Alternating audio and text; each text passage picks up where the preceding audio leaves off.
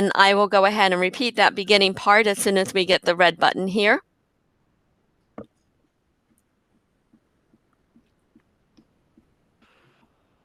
Sometime today.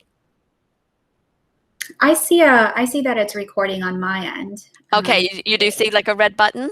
I do. I'm just getting a spinning record. I finally have it now. Okay, everybody, welcome to Smart Learning Suite Online. My name is Debbie Ray. I work with the Office of Instructional Technology, and I'm going to welcome Teddy Kamperov and Beth and Gavaltny. Hopefully. Galanti. Okay, I didn't have your name up there. Galanti, I didn't have it up there for me, but thank you so much for helping us with that today. And thank you for being with us. And you are going to be so excited about what Beth and Teddy are going to share with you today. If you have any questions, please feel free to respond to them in the chat, and Beth and I will try to keep up with them as much as possible. But you are in for a wonderful treat, and we can't thank Beth and Teddy enough for guiding us through our journey today with Smart Learning Suite. Thank you so much.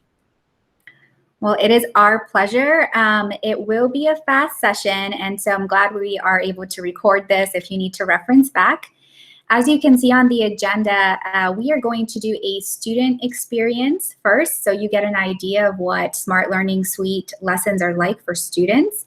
And then we're going to go into a teacher experience. And I know we have some people that have never tried Smart Learning Suite and some people who have, so hopefully it's a good intro and perhaps a good review for the rest of you. And during the teacher experience, you'll have the opportunity to build the exact same lesson that I'm about to have you join as students. And then we'll have a survey. We do have some resources on the second page for you to kind of walk away with. And if you have questions, you have my email address at the top of this page here. All right, so let's get started with our lesson. So our lesson is on types of rocks, and what I'd like you to do is join my class.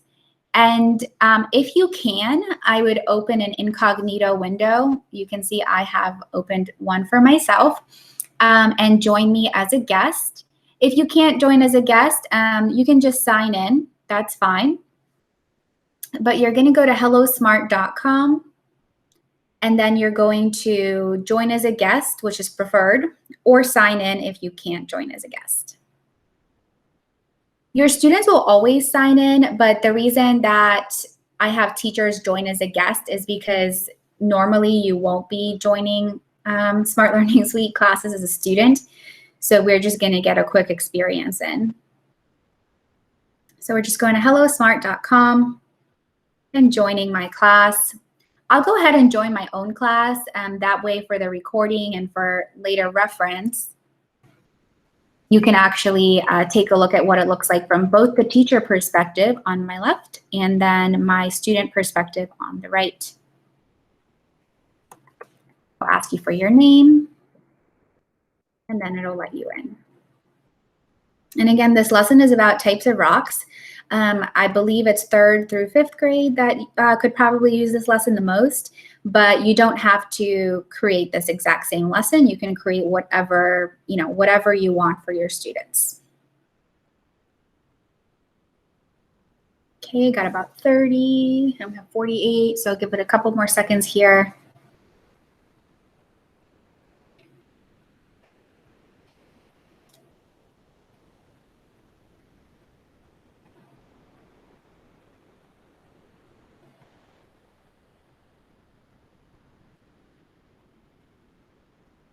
Okay, so this information is also in the chat. Beth has already placed it in the chat. So if you're just joining us, we're going to hellosmart.com and joining my class as a guest if possible, or you can sign in.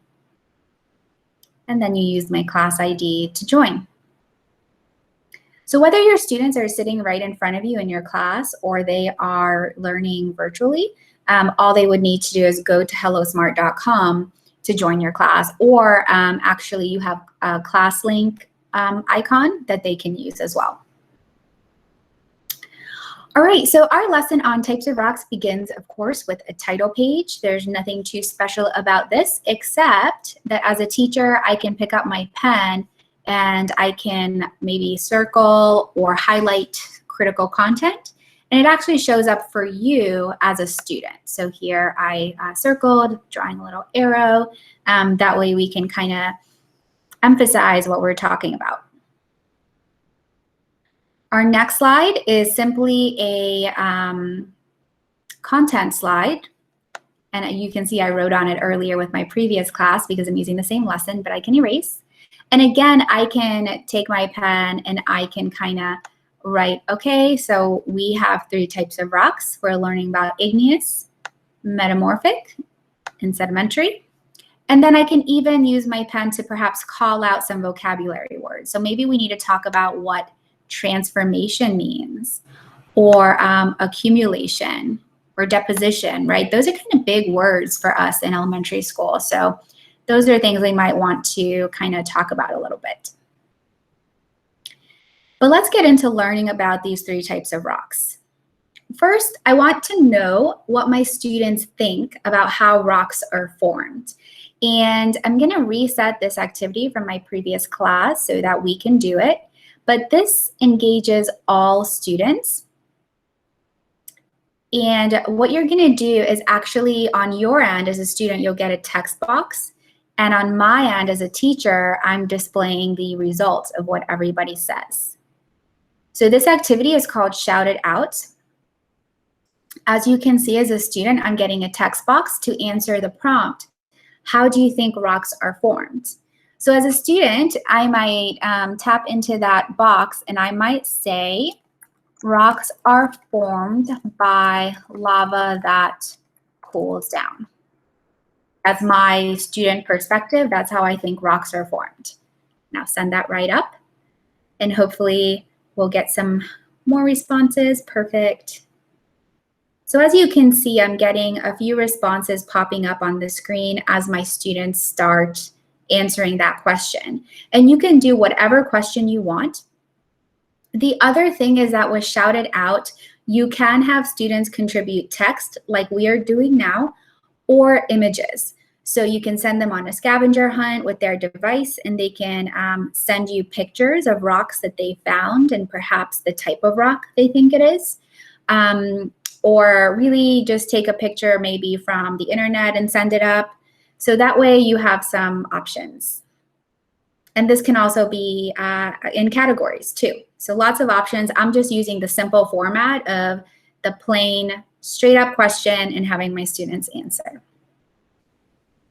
Now there are lots of responses here, as you can see, as we have 45 people in our class.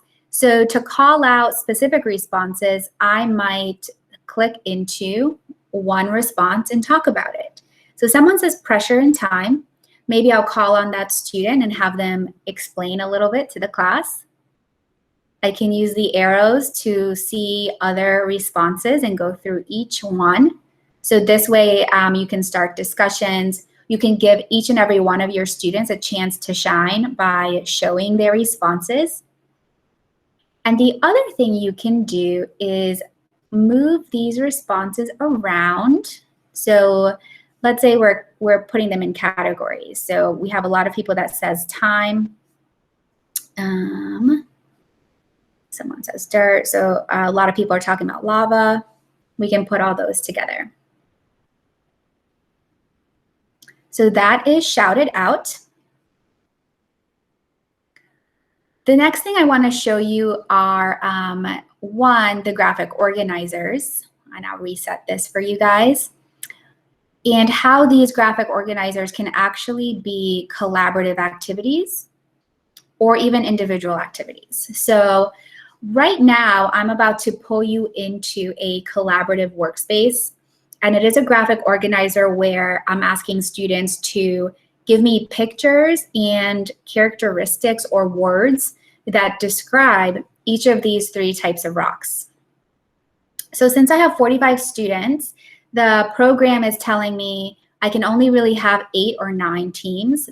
But if I had a smaller class, I could have anywhere from everyone on one team to 2 up to 9 teams. We have a big class, so we'll do 9. You can see that the program just sort you into as evenly as possible 9 teams, and we all have an equal number of people because of the number in our class. So you are all assigned to a team. If I want to change who is on what team, I can. So I'll just change a few of you here just to show you how that works. And then I'll start the workspace for my class. So now you should see your team. Like I'm on team 2 with Diana, Jessica, Heather, and Mike. And we are going to work on this together, whether we are sitting right next to each other in our class or we are across town, maybe learning virtually. It doesn't matter because we're all connected to this lesson with this website. We just need a device that has internet. So when you take a look at this graphic organizer, what I would ask is that you try to add a few things in here.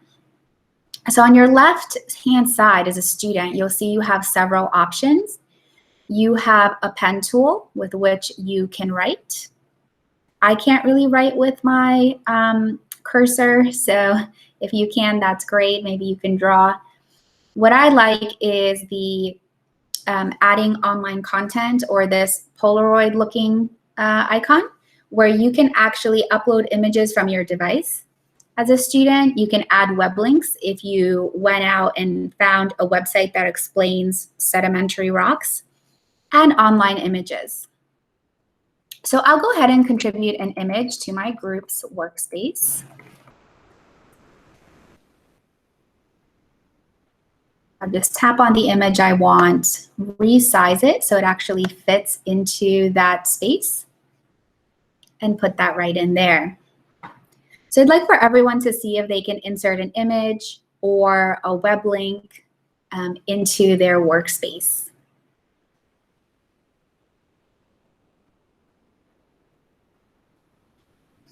And while you do that, as the teacher, I'll go ahead and check in on the progress of my other teams. So we'll see how, let's say, team 9 is doing. Oh, nice. So somebody's drawing a picture. I can say, you know what, that is a great job. I'm going to use my text tool. I'm going to say, great job, visually showing how this rock is formed.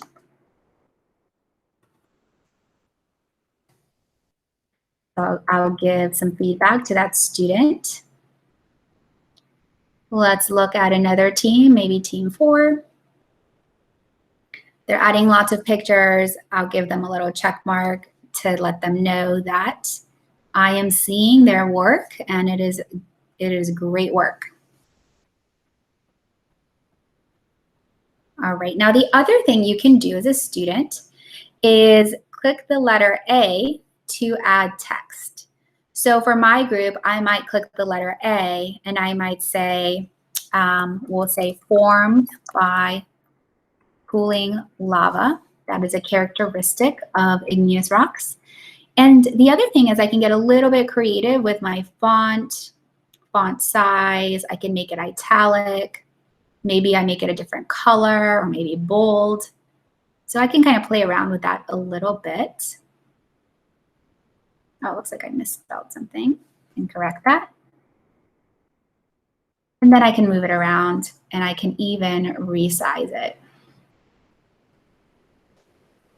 So go ahead and take a look at that text tool, the letter A. In the meantime, I'll go ahead and take a look at some other workspaces. Yep, so I see people are doing a great job here, adding pictures.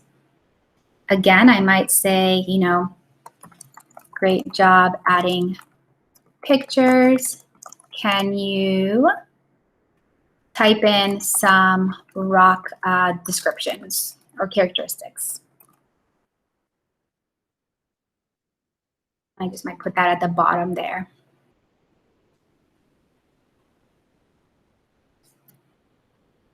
So we're adding pictures, web links if you're feeling adventurous, as well as text.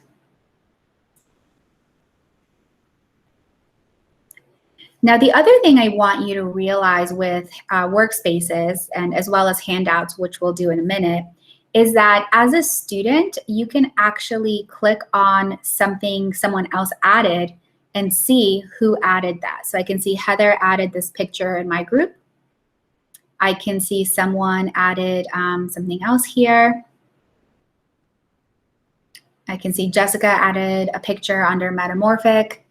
So I can kind of see who added what as a student.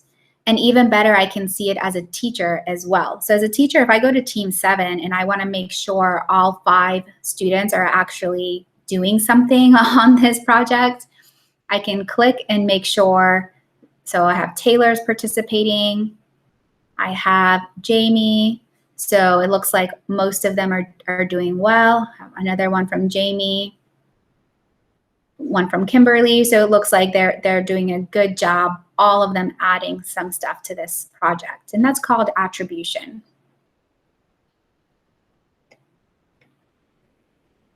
All right.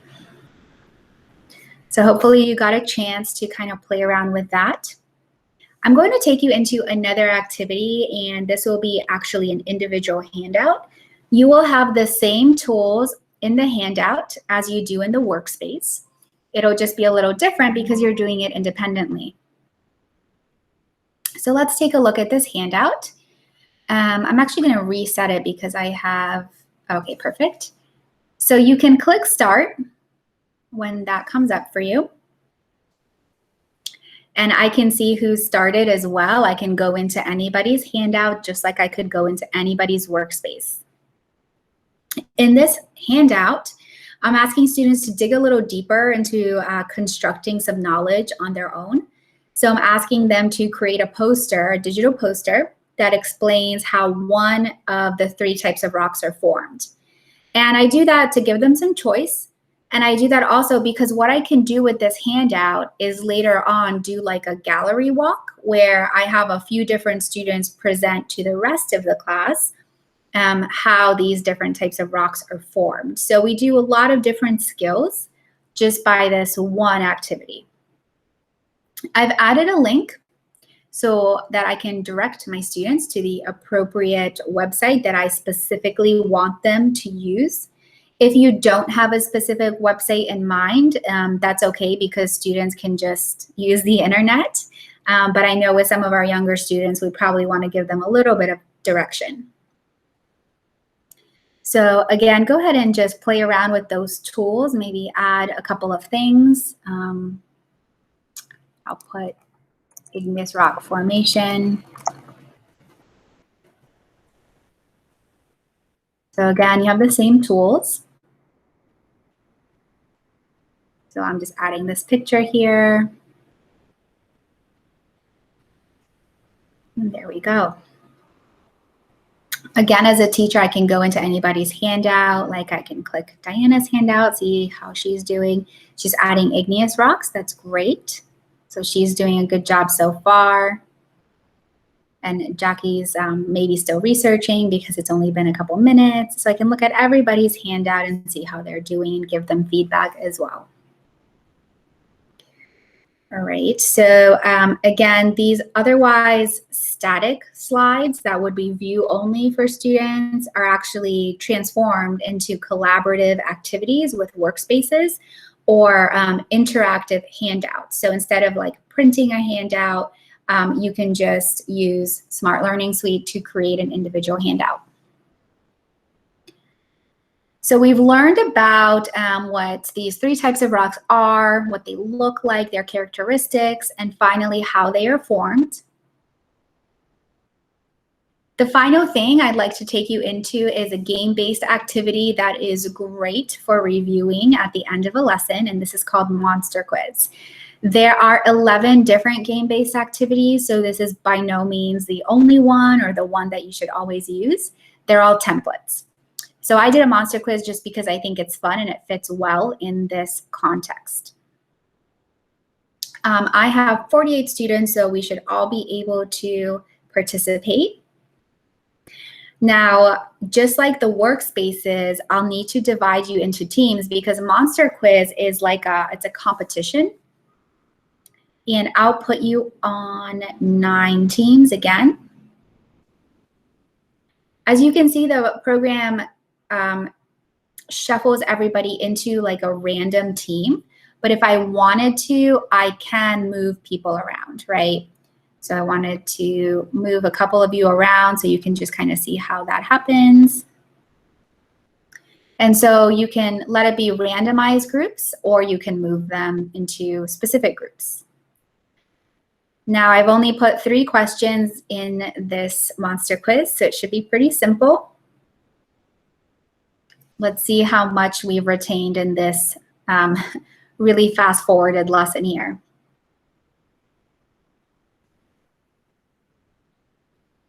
And I'd like you to get one wrong just so you can see what happens.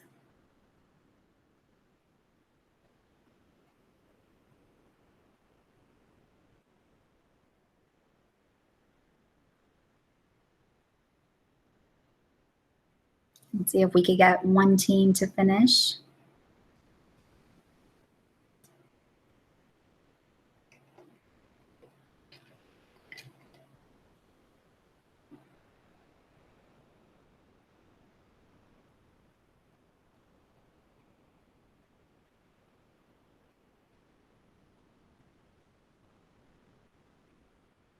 Okay, case crashers are almost done.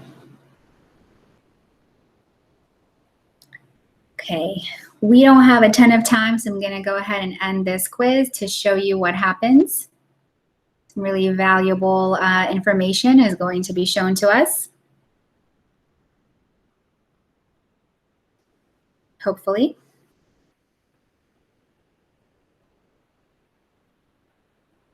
My computer's been struggling lately, so we'll see if we get a review screen in a second here. There we go.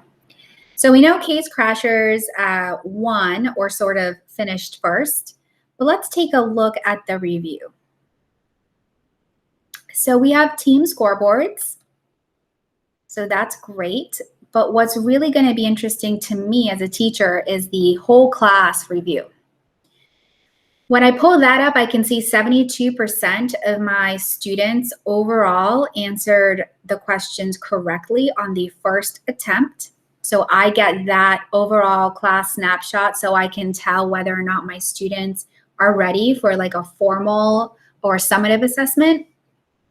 And I can see as a student how many I got correct and which ones I might need to review. Like I got one of them. It took me 2 tries to get it right. So I'm going to need to review that later on. And that is the end of our lesson. So what we've done, and I'll take you through it again, is we've had a title slide kind of introducing the topic, a content slide that I was able to highlight critical content on. And then these were all just Google Slides that I imported, but I also added a shout it out, a collaborative workspace on a graphic organizer. And I've made one of my content slides into a handout to make it interactive. And finally, we did a monster quiz. So now that we're done with the student experience, go ahead and leave my class by going to the 3 bars at the top left and clicking Leave Class. And from there, you can actually just close that tab or that window that you have open. And then I'd like you to go back to the agenda.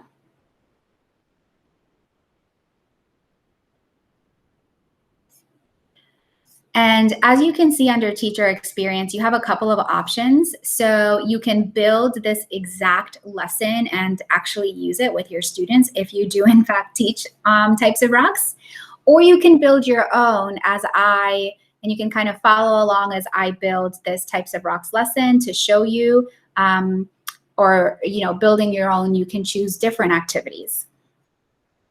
So I'm gonna close this tab. What I like to do for this workshop, if I'm going to be the person that's building the types of rocks lesson, you'll see there's a link there. I'll have that open on one side of my screen, and then I will have the actual screen I'm working on. So I'm going to start in my Google Drive, and that is where I would like you to start. So we are all just going to head over to our school Google Drive. This is where you probably store all of your lessons, and I'm just going to show you how to take some of those lessons and make them interactive. So again, feel free to build this exact lesson, types of rocks, or just build something of your own. Especially if you're pre-K or K, you might want to take a look at the game-based activities. All right, with this Google Drive integration, it's really cool because as you can see, that types of rocks lesson that we just did is in my drive. It also lives in Smart Learning Suite, but it's again in my drive for ease of access. So the first thing you're gonna do is find something that you want to make interactive. Mine is going to be the types of rocks lesson. And if you're doing that, then you're gonna do step 1, make a copy of the Google Slideshow for the lesson. So I'm gonna do that to show you what that looks like. Give it a second to load. And if you're doing that types of rocks lesson, you'll see that it's just a few different slides. So I started with literally a title slide, a content page that defines the 3 types of rocks, and then I had designed a handout for my students, knowing that I would make that interactive. So this entire Google Slideshow of 3 slides probably just took me like 5 minutes to create, or maybe it's something I already had in my Google Drive. So I've made a copy of it. I'm just gonna X out of that copy because I don't need that right now. We are going to move on to number 2, and I'm gonna show you how you're going to access Smart Learning Suite. From your Google Drive, from whatever folder you wanna be in or your home page, it doesn't matter. We're gonna go up to the plus sign that says New. Scroll down to More and select Smart Learning Suite. Okay, gonna do that one more time. Go to the plus sign that says New, down to More, and select Smart Learning Suite.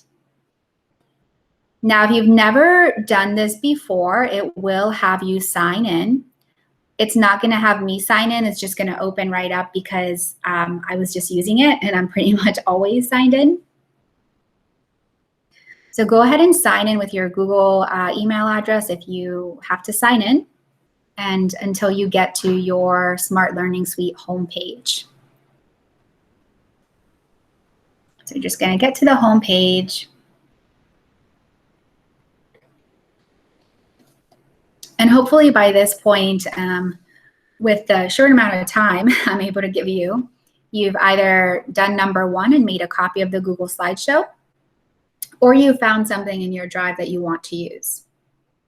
If you haven't found something, that is totally fine, because you can start from scratch as well.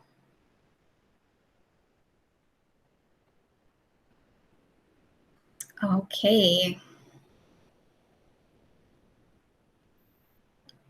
So I am going to go on to number 3. Hopefully everybody's ready.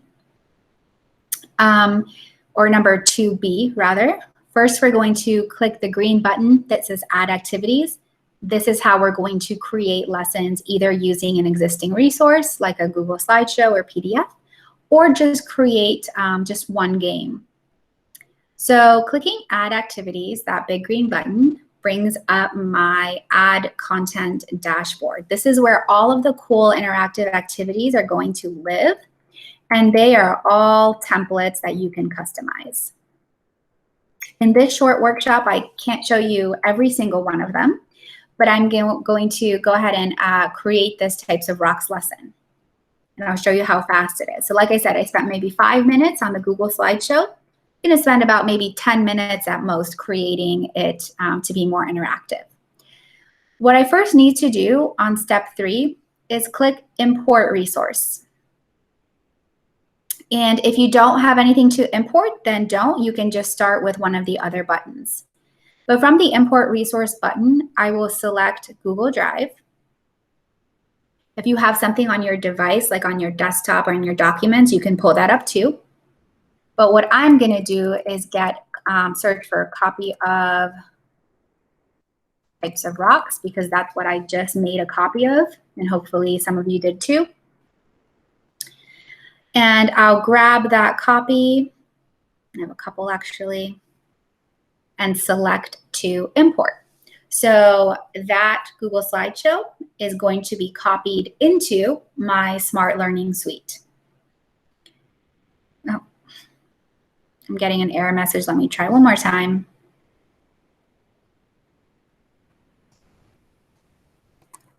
Let us know if you're getting an error message or if it's just me. It could be just me.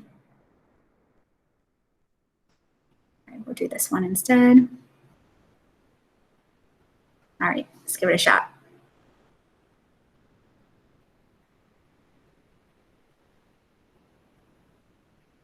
So importing will take just a few seconds, and the larger the file, the kind of longer the wait, but it shouldn't be more than 30 seconds or even less. As you can see, I've imported it, and now I'm ready to make it interactive. So in the next 10 minutes, that's what I will do. I am on number 4 now on the guidance. So now we're gonna add interactive content. And after the second slide, this content slide, we had done a shouted out. To add that shouted out, I will go down to the plus sign, the blue plus sign. It turns white when you hover over it. And I will select shouted out. Now I did a pretty simple shouted out, but as you can see, there's a categories option. We can have up to 4 categories. But I will just put in my prompt, how do you think rocks are formed? Remember, that's the question we had to answer. Click next. One really cool new thing is that you can actually select custom and search for an image to be the background. I didn't do that in this case, but you can. So I'm just going to stick with the classic. Great. Now I have a shouted out. So my third slide. So I have the title page, the content page, and then the shouted out. Need to add a couple more things for number 4 or number 5 rather. We're going to add a graphic organizer by again going down to the plus sign. And the graphic organizers live all the way down in the purple box. As you can see, there are 21 different types, so there's probably a couple that you'll like. As you can see, there's Cornell note-taking, Frere model. There's a brainstorming map that I like to use. I think it's at the bottom. Venn diagram, also very useful. But I will do the 3-column notes because that's the one I showed you. Okay, so there it is. Now that's the graphic organizer. I also labeled it because I wanted to customize this lesson. So I said we're doing igneous rocks. Just gonna put that in there and maybe make it a little bigger. We are also doing metamorphic and so on. So these built-in templates, these graphic organizers are available to you. You can add them to any lesson. One thing that you can also do is add instructional audio to any page, and that lives at the bottom. Because this is a synchronous lesson, I actually am not going to add instructional audio, but you do have that option, and that's a little bit newer as well. What I am going to do though is convert this view only page to an activity. So if I select at the bottom, convert to activity, I have the option of doing an individual handout or a collaborative workspace. And if you remember, this was a collaborative workspace that we did together. So that's what I will make it. If you made it a collaborative workspace by mistake and you said, oh no, I want it to be view only or I want it to be a handout, you can go back and edit. And that's pretty new too. That's within the last couple of months. The next couple of activities, we're looking at number 6 now. So number 6, we're going to add that link. I'm going to copy that link. And when you tap on slide 5, that's our individual handout. And the link is added by the top button here, that Polaroid button. You just paste it in. And you can relocate it to give students some space to work. What I like to do as well is with things like links, I like to lock them down so that my students don't accidentally get rid of them and then say they can't do their work. I taught secondary, so maybe in elementary it's a little different, but in secondary they would totally do that. So I've locked it, and now again, this is view only. So I have to just convert this to an activity, and this time it's going to be a handout. The last thing I did was I added a monster quiz, and this is going to be really a great place for you guys that teach the younger kids. If you click the plus sign and select game-based activities, you'll see there are so many to choose from. And for you teachers of the younger kids, I think what you'll really like is the match 'em up template, because you can add pictures. And then the other one I really think is fun is the memory match. And there's just so many others. There's a rank order if you want students to put pictures in order or numbers in order or whatever. But what I did is a monster quiz. So I'm going to go ahead and make the monster quiz. But in the interest of time, what I'm going to do is just use one of the questions. If you are making it, obviously, please continue to use that guidance. It's going to be available to you. I'm just going to put in one multiple choice question, this first one here. And the great thing is you can actually copy and paste, so you don't even have to type it all out. Or you could type it all out. So sedimentary, metamorphic, and then I made up a kind laboratory. Make sure you select the correct answer, because the program's not going to do that for you. You have to tell the program what's right. And you can continue to add questions with this Add Question button at the top. I'm not going to do that because we have such a short amount of time. I will just go ahead and click Next and finish this monster quiz so that it's in my lesson. And I can come back to this lesson and continue it at a later time and edit some of the slides, add more questions to the monster quiz, whatever I want to do. And the last thing I would do is give it a title so that you're not confused with your different files. I'm going to call this session 2. And finally, you would finish editing that lesson. So if I scroll down, I can see this first lesson in my library is going to be the latest one. So it's the one I just did most recently. I can go back and edit, or I can start it from here, or I can start it if I go back. You'll see in a second that this lesson right here, session 2.sls, lives where I started. If I want, I can move it to somewhere else in my drive, but I actually started where I want it to live, so I'm okay with that. And from here, I can launch it. Now, if you don't know where your class ID lives, I'm just going to show you that you can always pull it up You don't even have to remember it, but eventually you will.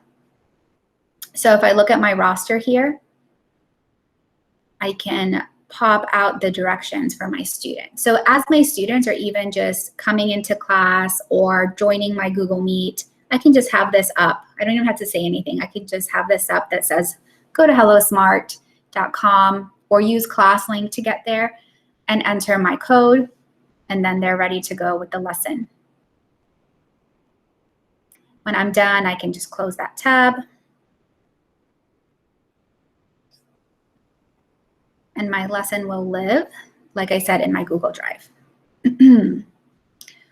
So that was a really quick overview of the sort of power and potential of Smart Learning Suite. I could not show you everything because you saw there's so many graphic organizers.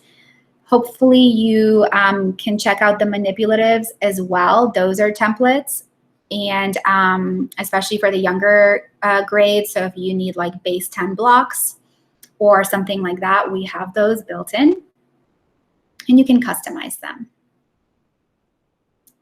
All right, so going back to the agenda, we've covered everything real fast. This is being recorded if you need to watch it again.